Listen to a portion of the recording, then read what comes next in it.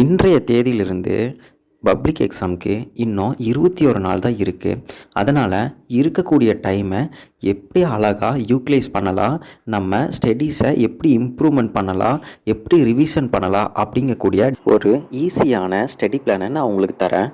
இது ரொம்ப ரொம்ப உங்களுக்கு யூஸ்ஃபுல்லாக இருக்கும் அப்படின்னு சொல்லி நான் நம்புகிறேன். வாங்க வீடியோக்குள்ளே போகலாம்.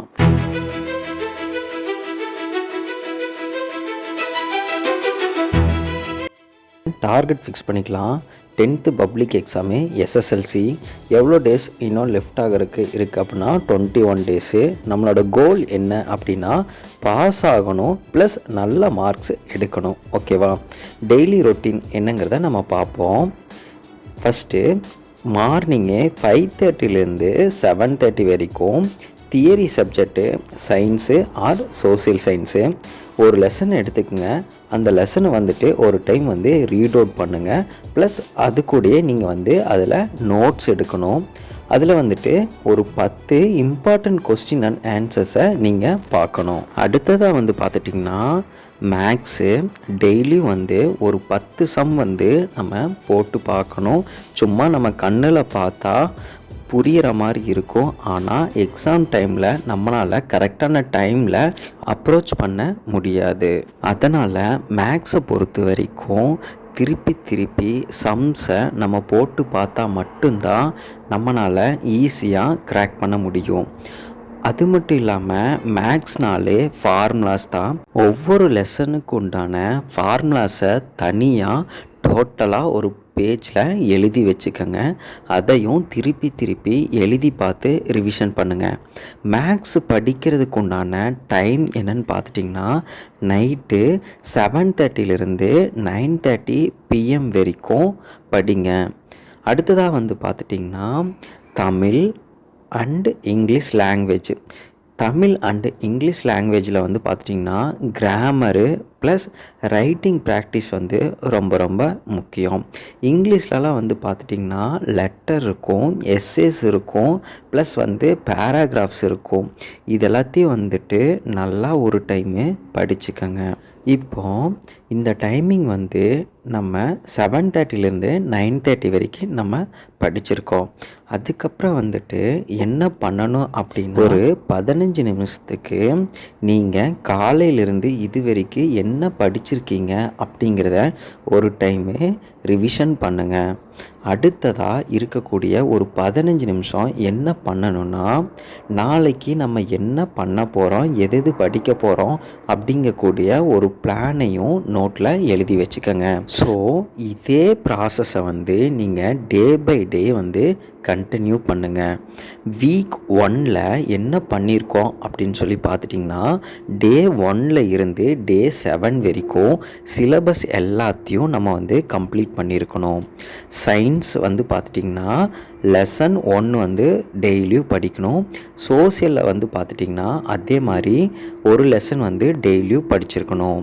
மேக்ஸை பொறுத்தளவுக்கு 10லேருந்து 15 சம்ஸ் டெய்லியும் நம்ம போட்டு பார்த்துருந்துருக்கணும். லாங்குவேஜஸில் பார்த்துட்டிங்கன்னா தமிழ் அண்டு இங்கிலீஷ் கிராமரும் ப்ளஸ்ஸு ஒரு ரைட்டிங்ஸ் நம்ம முடிச்சிருக்கணும். நம்மளுடைய கோல் என்ன அப்படின்னு சொல்லி பார்த்துட்டிங்கன்னா ஃபஸ்ட்டு வீக்கில் எல்லா பாடங்களுமே ஒரு டைமு நம்ம ரீட் அவுட் பண்ணியிருக்கணும். அடுத்ததாக பார்த்துட்டிங்கன்னா வீக் 2னுடைய பிளான் டே 8லேருந்து 14 வரைக்கும் நம்ம என்ன பண்ண போகிறோம் அப்படிங்கிறத நம்ம பார்க்கலாம். நல்லா இன்னொரு டைமு நம்ம படித்தது எல்லாத்தையும் ஒரு டைமு ரிவிஷன் பண்ணணும். ப்ளஸ் இதில் நம்ம எந்தெந்த ஏரியாவில் வீக்காக இருக்கோ அப்படிங்கிறத நம்ம நோட் பண்ணணும். அடுத்ததாக பார்த்துட்டிங்கன்னா சயின்ஸில் இம்பார்ட்டண்டான கொஸ்டின் ஆன்சர்ஸை ஒரு டைம் நம்ம ரீட் அவுட் பண்ணணும். அடுத்ததாக சோசியல் சயின்ஸ் இதில் இருக்கக்கூடிய 5 மார்க்ஸ் ப்ளஸ் 18 மார்க்ஸ் கொஸ்டின்ஸை நீங்கள் ஒரு டைமு திரும்பி படிச்சிருக்கணும். அடுத்தது பார்த்துட்டிங்கன்னா மேக்ஸ் சப்ஜெக்டை பொறுத்த வரைக்கும் ப்ரீவியஸ் இயர் கொஸ்டின் பேப்பர்ஸை ஒரு டைமு ஒர்க் அவுட் பண்ணி பார்த்திங்கனாலே நமக்கு நல்ல ஒரு ஐடியா கிடைக்கும். அடுத்ததாக பார்த்துட்டிங்கன்னா language papers Tamil and English. இதில் வந்துட்டு லெட்டர் ரைட்டிங் இருக்கும், எஸ்ஏ ரைட்டிங் இருக்கும், அடுத்ததாக வந்து பார்த்திங்கன்னா காம்ப்ரிஹென்ஷன்ஸ் கொஸ்டின்ஸ் எல்லாம் இருக்கும். இதை எல்லாத்தையும் ஒரு டைமு நீங்கள் ரீட் அவுட் பண்ணி ரைட் பண்ணி பார்த்துக்கங்க. இதில் நம்ம இந்த வீக்னுடைய கோல் என்னென்னா, நமக்கு இருக்கக்கூடிய டவுட்ஸ் எல்லாத்தையுமே வந்து கிளியர் பண்ணியிருக்கணும். நெக்ஸ்ட் என்னன்னு பார்த்துட்டிங்கன்னா, வீக் 3க்கான பிளான் டே 15ல் இருந்து டே 21 வரைக்கும் நம்ம என்ன ப்ராசஸ் பண்ணியிருக்கணும், நம்மளுடைய கோல் என்ன அப்படிங்கிறத நம்ம பார்க்கலாம். வீக் 3ல் நம்ம என்ன பண்ண போகிறோன்னா, டெஸ்ட் எழுதி பார்க்கணும். ப்ளஸ் இதுதான் வந்து நம்மளுடைய ஒரு ஃபைனல் ரிவிஷனாகவும் இருக்கணும். டெய்லியும் ஒரு மாடல் டெஸ்ட்டாவது ஒரு சப்ஜெக்ட்டுக்கு நம்ம வந்து ரைட் பண்ணி பார்த்துருக்கணும். இதில் எந்தெந்த இடத்துல நம்ம வந்து மிஸ்டேக் பண்ணுறோம் அப்படிங்கிறத நம்ம வந்து அப்சர்வ் பண்ணணும்.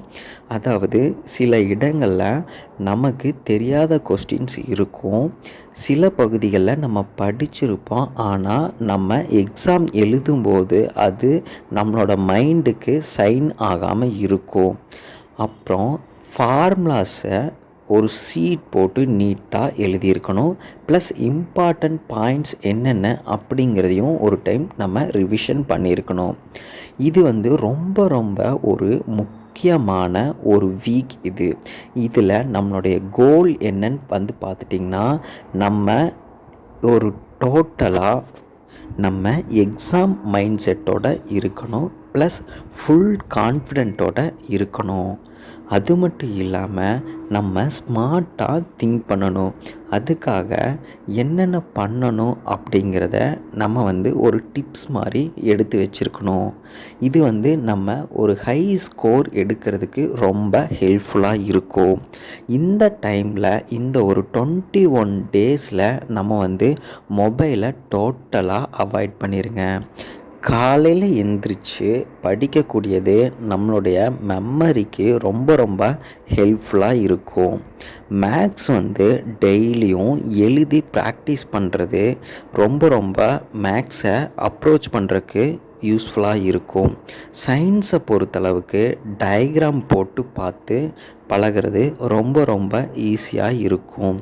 சோசியல் சயின்ஸை பொறுத்தளவுக்கு நம்ம பாயிண்ட்ஸோட நல்லா எழுதி லேர்ன் பண்ணால் தான் நம்ம சோசியல் சயின்ஸில் அதிக மார்க் எடுக்கிறதுக்கு யூஸ்ஃபுல்லாக இருக்கும். டெய்லியும் 7 மணி நேரம் தூக்கம் ரொம்ப ரொம்ப முக்கியம். எக்ஸாமுக்கு முந்தின நாள் என்ன பண்ணணும் அப்படின்னா, ரொம்பவுமே அதிகமாக ஹெவி ஸ்டடி வேண்டாம், லைட்டான ஒரு ரிவிஷன் மட்டுமே போதும். இம்பார்ட்டண்ட் ஃபார்முலாஸும் ப்ளஸ் நம்ம எடுத்து வச்சுருக்கக்கூடிய கீ பாயிண்ட்ஸையும் நம்ம ஒரு டைம் கோத்ரோ பண்ணால் மட்டும் போதும். ஃபார்முலாஸை ஒரு டைம் நம்ம எழுதி பார்க்கணும். எக்ஸாமுக்கு முந்தின நாள் நைட்டு நம்ம சீக்கிரமாக தூங்க போயிடணும்.